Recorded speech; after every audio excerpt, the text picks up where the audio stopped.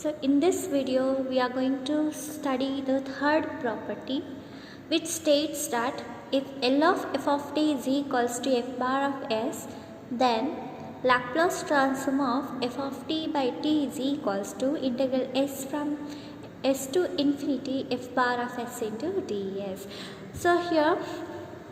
So L of f of t is equals to f bar of s. This is the definition of a Laplace transform, and you will be applying this property when you have a function of this form, that is some function of t the whole divided by t.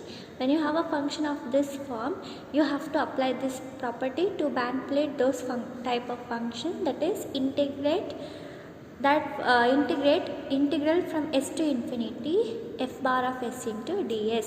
Again, to apply this property, it is very important to find what is your f bar of s. What is your f bar of s? That is Laplace transform of f of t. Okay, so here I'll tell you how to apply this property with one simple example, that is we have to find Laplace transform of 1 minus e power of minus at by t.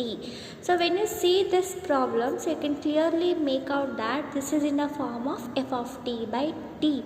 Okay, so here when you have a functions of this type, then in that case you have to go for the third property. And what is your f of t for this particular problem? It's 1 minus e power of minus at. That is the function which will be there in the numerator. That is the function which will be there in the numerator. That will be your f of t. Okay, so this is your f of t, that is 1 minus e power of minus at. So as I already told you, so to be before you apply this property, so let us find what is our f bar of s. So what is your what is f bar of s? It's Laplace transform of f of t. Substitute your f of t over here, that is L of your f of t for this particular problem is 1 minus e power of minus at. Now let me take the Laplace transform operator inside the brackets, so that I will be having Laplace transform of 1 minus Laplace transform of e power of minus at.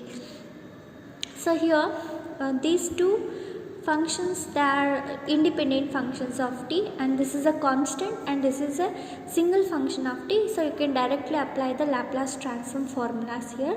So Laplace transform of 1 is 1 by s. So how do we have got this answer as 1 by s? So we have already studied in the previous videos that Laplace transform of a is given by a by s. So a is a constant and your s must be greater than 0.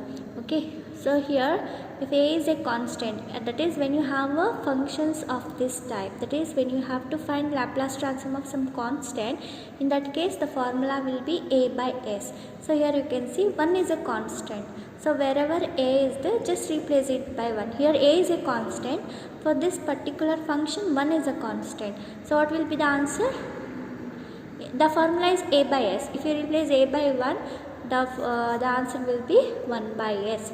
So the Laplace transform of 1 will be 1 by s minus, what is Laplace transform of e power of minus at?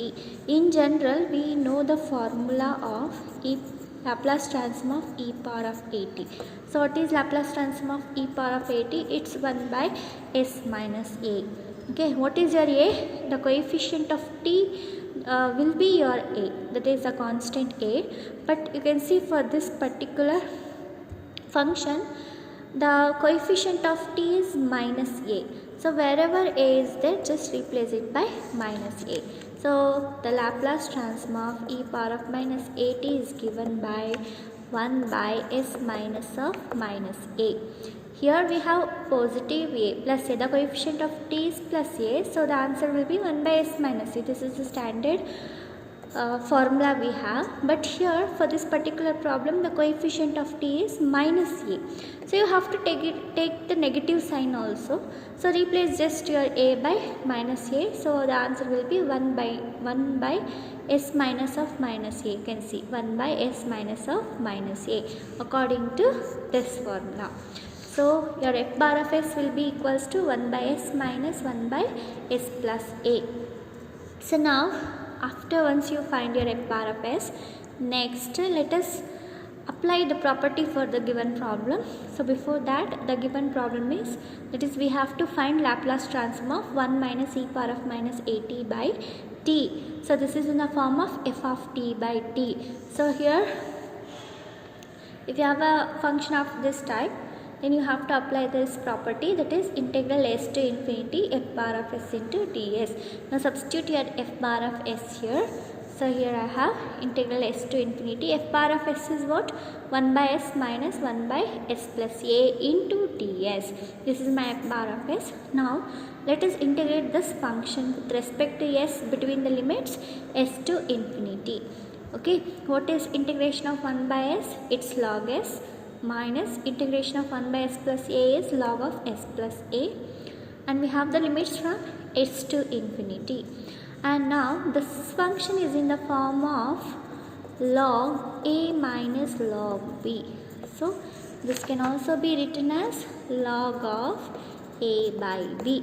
So now if I compare this whole function with this, my a is s, my b will be s plus a.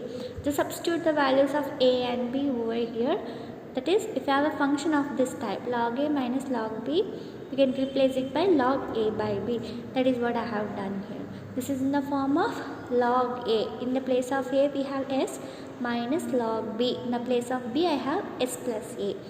So here log of a by b, that is log of s by s plus a, and we have the limits s to infinity. So now I'll keep the upper limit as it is. I'm not going to apply here. I'll apply in the next step. I'll tell you why it is, because we have to make some manipulations over here. So I'll keep this limit as it is. That is limit s tends to infinity, log of s plus a. I'll keep it as it is. This is the upper limit minus. I'll apply my lower limit. Here my lower limit is s. Since my parameter is also s, I'll get the same function, log of s by s plus a. So now limit s tends to infinity, log of, so I am going to make a simple simplification here.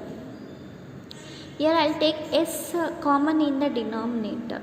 Okay, so if I take s common in the denominator, what happens? I will be left out with s by s into 1 plus a by s, and this term will be as it is. And now let us substitute s by infinity.